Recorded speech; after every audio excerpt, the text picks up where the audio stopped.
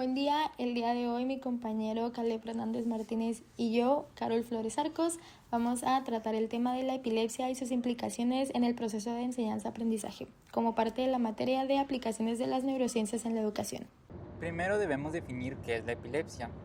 La epilepsia es un desorden neurológico crónico caracterizado por la crisis, convulsiones o ataques, las cuales han sido definidas como la aparición transitoria de signos y síntomas que responden a la actividad neuronal excesiva o sincrónica en el cerebro.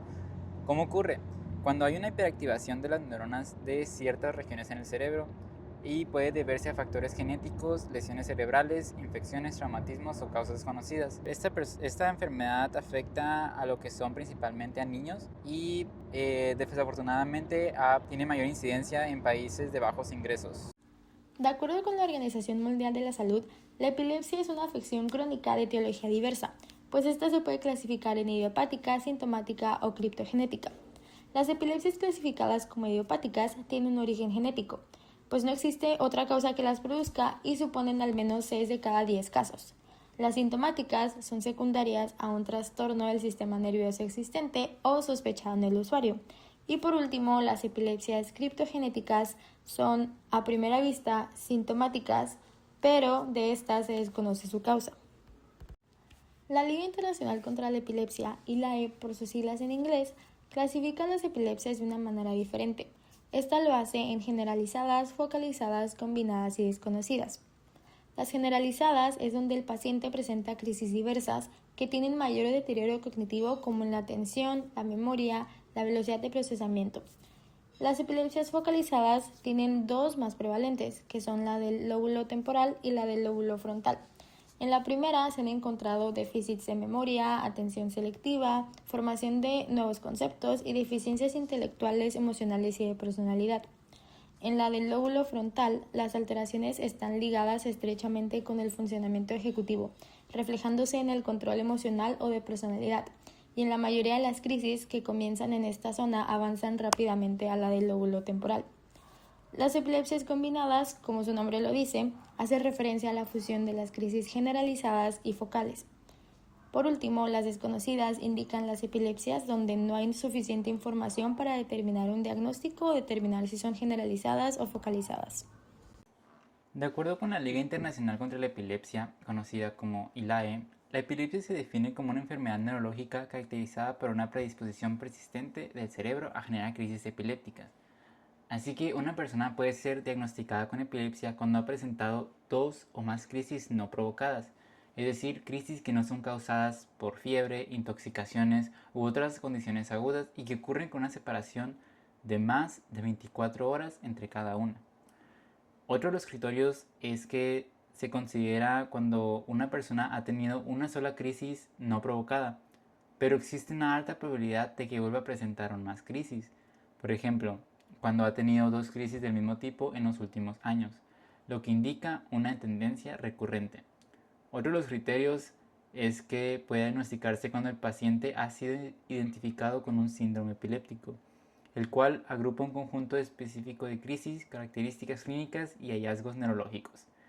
A manera de resumen, la ILAE destaca que la epilepsia no se define solo por una crisis aislada, sino por la probabilidad de recurrencia y por la alteración persistente en la actividad eléctrica del cerebro. La epilepsia puede llegar a afectar el rendimiento escolar de los pacientes de diferentes maneras. La primera siendo las alteraciones cognitivas, como en la dificultad para poner atención, los problemas de la memoria, que esto en los pacientes con epilepsias generalizadas representa un 42%.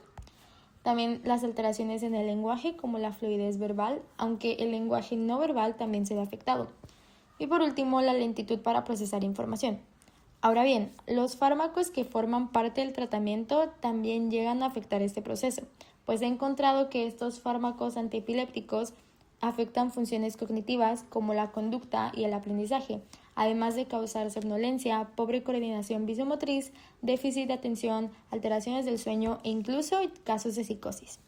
Todo esto sin mencionar la desestabilización de ánimo del paciente, quien se puede ver alterado en el área afectivo-emocional, generando estados ansiosos o depresivos.